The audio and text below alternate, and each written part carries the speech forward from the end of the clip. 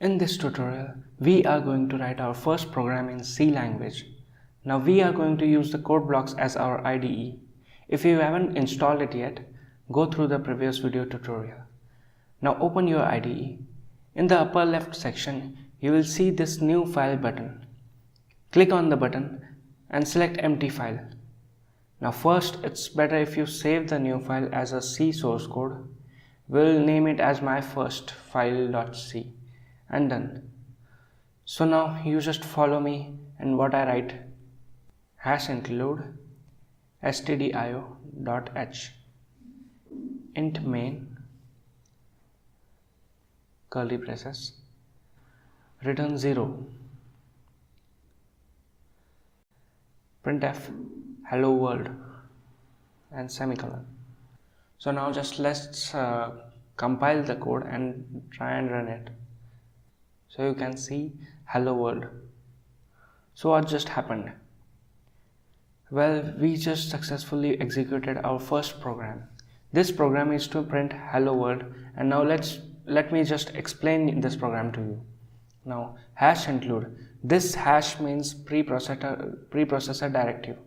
Now what this line does means is that the stdio.h is a header file for standard C functions, and this line just includes or just adds all the contents of the file above our code.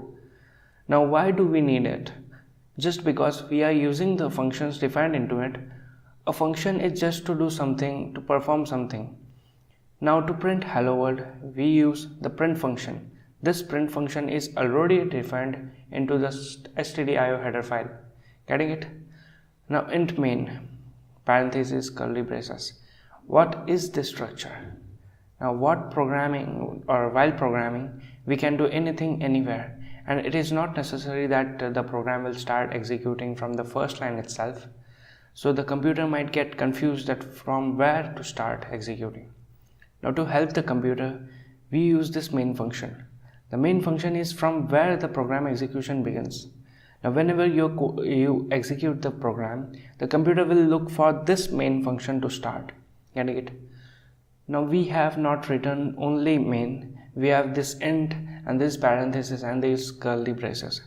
Now as I told you, main is a function, so whenever you perform something, some experiment, some task, you get something in return. Whatever we get in return is a value, and the type of the value, which can be anything such as a number, a character or anything else, is its return type. So while creating functions in C, you will have to specify what type of value will it get in return.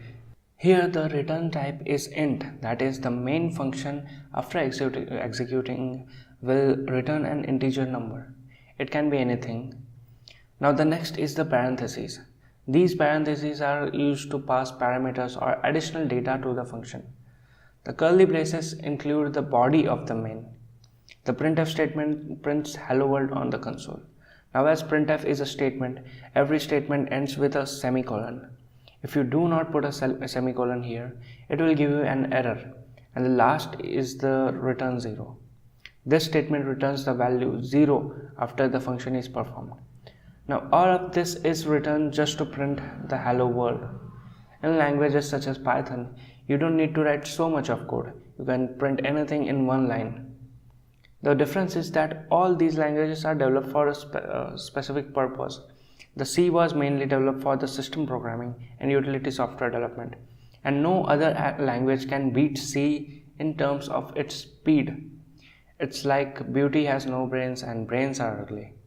I hope you understand. Now that's it for this tutorial. Make sure you hit the like button and subscribe to my channel for more tutorials. See you later.